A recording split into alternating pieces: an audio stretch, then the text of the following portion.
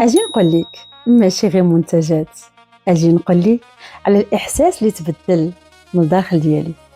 هذه ضحكه ما كانتش دائما كاينه، ولكن مع الوقت تعلمت نعيش، نخرج نتلاقى بالناس كيحفزوا الطاقه ديالي، ونعيش لحظات كنت كنشوفها غير في التلفازه. اجي نقول لك كيفاش الخدمه ولات متعه، والتكوين ولا ثقه، والفريق ولا عائله.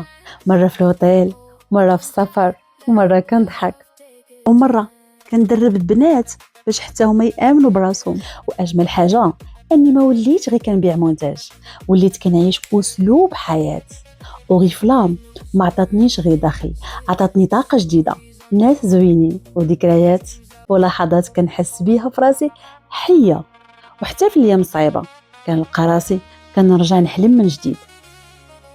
اجي نقول لك، كاين ايام صعيبه، ايام كنحس بها بضغط وبتعب وطاقه كتسالى، ولكن وسط هادشي كامل كنلقى ناس كيامنوا بيا، نجاحات كتزيد تحفزني، واحلام كتبان قريبه. اجي نقول لك كيفاش اجتماع ولا يقدر يبدل النفسيه، وكيفاش مؤتمر واحد يرد فيك الحماس من جديد. ويفلام بالنسبه ليا ماشي غير خدمه، هي ناس، ذكريات، تطور ومتعه في كل مرحله. وفاش كيسالي نهاري كنرجع لراسي، كنقرا شويه وكنعس مرتاحه، حيت كنعيش الحياه بطريقتي.